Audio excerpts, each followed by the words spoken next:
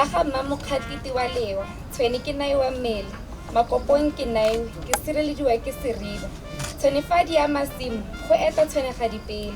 Roto a sale kwa morago, a sale a di rotolole. Ke ne ke fudile ka tlatsa, ka kgopiwa ka rilela kawa. Papalotsa ya le maritse, matlapa a etsho a borethe, tseo ke tshwene tsa ga malope a masilo, ba ga sebogadi a mengwe a muilwa, bana ba ntse le ntsenyana. The memory of what he has done, the contribution to freedom, seemed to be forgotten by South Africans. And thinking 50 years back, we thought we should revive that. We should remind South Africans that we have one of our son of the soils who sacrificed for the freedom we enjoy today. That is why we decided to memorialize him 50 years later. In 1968, we decided that we wanted to take over the SRC develop and change its direction. And they say, of course, at the same time, there was a discussion. But black university, there were not black students at those times, there were non-white students. Black students started in 1960 or 71. There was no blackness, that is. Don't be surprised when you're talking to you about blackness. Black people used to call themselves non-whites. And we never any black in that we see that, So we decided that, the best thing was to take over the SRC. We were able to mobilize the students in 1968. And we took almost 99.9% of the support. All students were second years. The only person was a graduate, was my that were to join in there, to become a president of SRC, Pat Machaka, he's the one who was the president. But at the same time, he's still committed to NUSAS, Musi and me decided to try to find out the policies and the constitution of the ANC and the PAC at Fort Hare, because we wanted to start a black movement of students at the university. We were given by one gentleman who was a medical doctor, rather legal person at Soweto. He got those for us, but we couldn't go back to him. Unfortunately, he was murdered for allegation of being homosexual. But we continue with that way. At the same time, there was actually a movement for starting from Rhodes, and then we went to Durban. We attended with Steve Biko and decided that we need to have, but there was no agreement. There were those black people who were, we didn't have black people, non-white people, of course, I will say. They were more interested in joining NUSAS, and they called themselves non-white. So we had two good groups that were separated. There were those who were saying, no, we can't operate above the ground because, we'll get arrested. With that said, no, we're already two political parties that operate underground, PAC and ANC. So we succeeded on that, and we agreed that we were going to form an organization in 1969 at TEFLOP. So that is one of the background that we have. In as far as the SRC was concerned, we were able to mobilize that in 1968, we took the entire SRC by actually, students who were actually second year. Our view is that all formations must be memorialized. These are our heroes. They may have been smaller in numbers, but their contributions are immense, and they need to be recognized for that. So here at Freedom Park, we have honored people from all formations. We have also honored people who were, I would say, not associated to a political party, but who contributed in various other forms to the liberation struggle. We have honored journalists who covered the stories of oppression in South Africa for the world to see.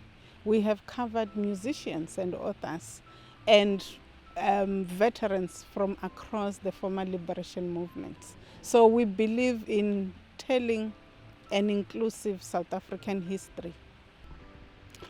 Look, the Northwest Department of Education, through the MEC Zakaria Tolo at the time with Popo Molefe as the premier, opted to go for the name Onkgopotse Tiro based on his activism within the education cycle.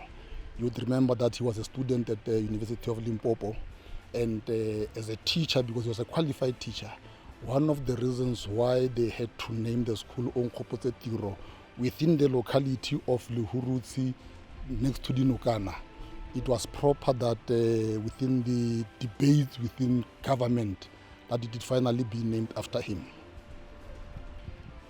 To us as a school, firstly, is that the testimony continues as to who Onkgopotse Tiro is or was.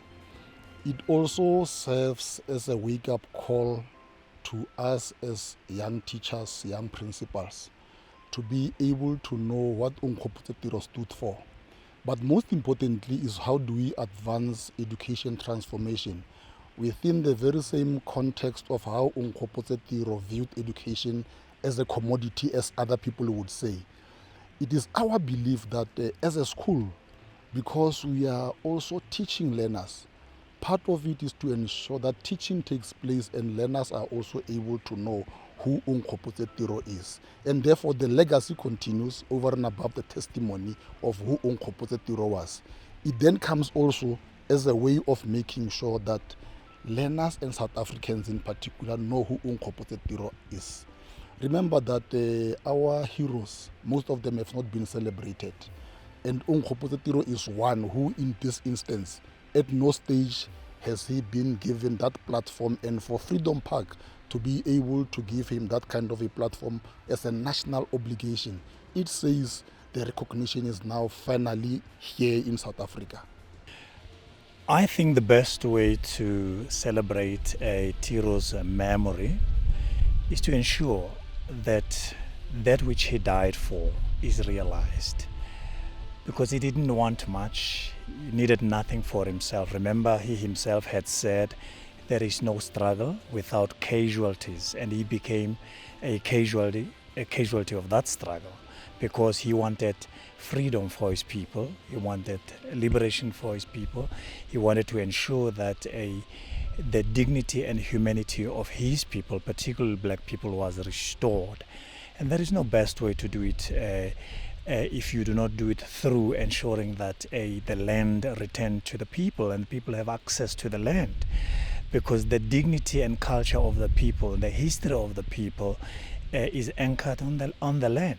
So without land, without freedom, without liberation, there is no best way you think you can commemorate the 50th anniversary of the assassination of Tiro in exile in Botswana.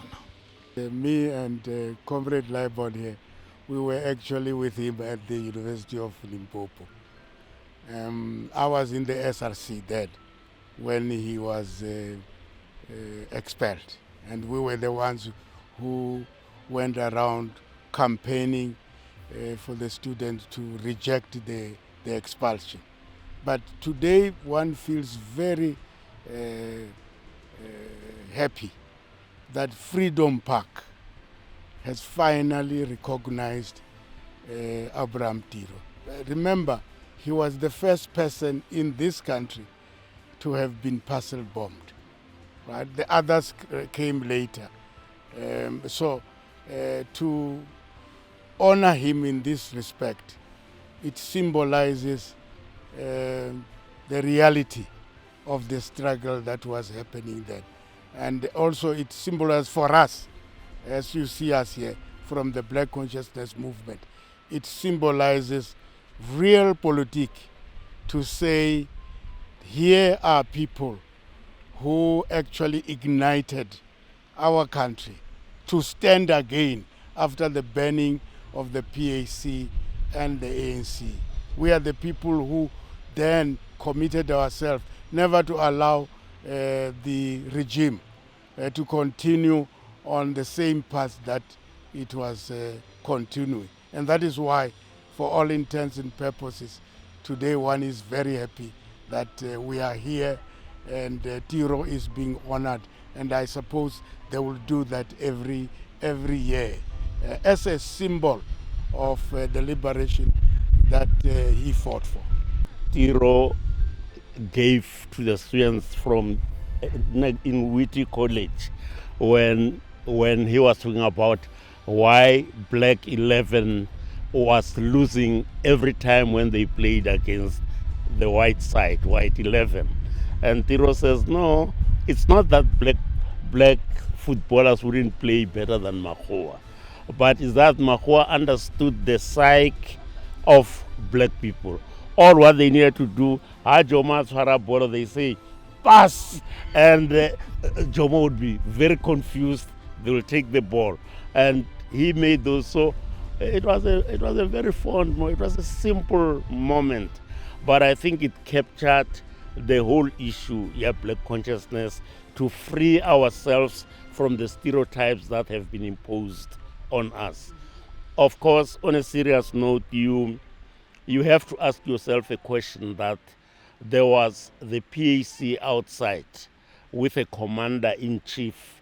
There was the ANC outside with a commander-in-chief. There was the non-European movement with leaders.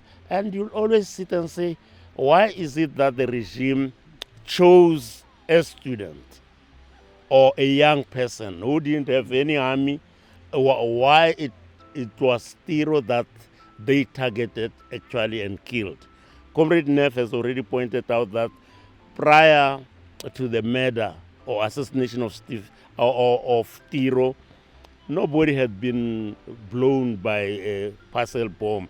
Thereafter, it became fashionable. But the issue is, why is it that they chose a young man to assassinate in such a cruel manner as they did with Onkgopotse Tiro? Yeah, I am Mokami Tiro, Onkgopotse's younger brother. We have just attended a lecture, and I feel so proud about him, even though he's in the grave. And I feel very happy about the fact that he's been appreciated as a freedom fighter.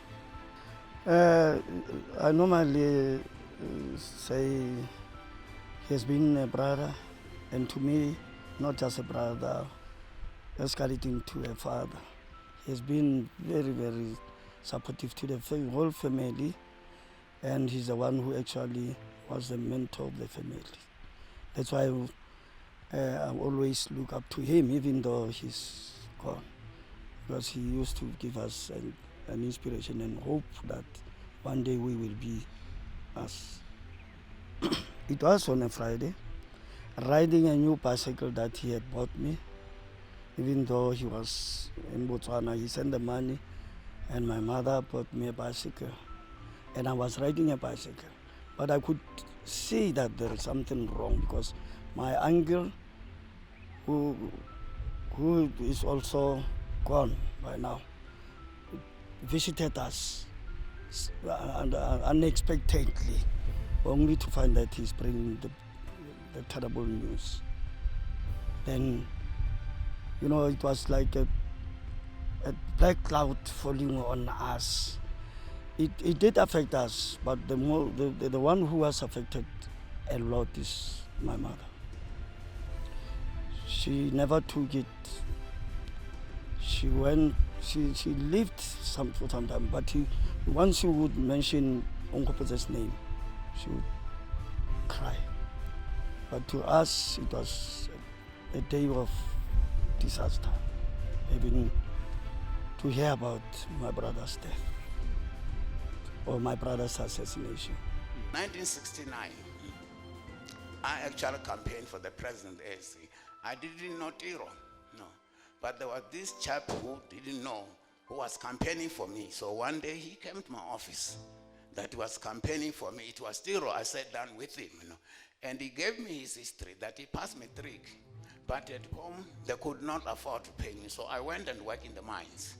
He said, one of the things that when I was in the mine, Mangope had tried to convince that he said, I used to support him, but when I arrived here, I found a different way of thinking that we have. So we discussed and began to know him when he was passionate about it.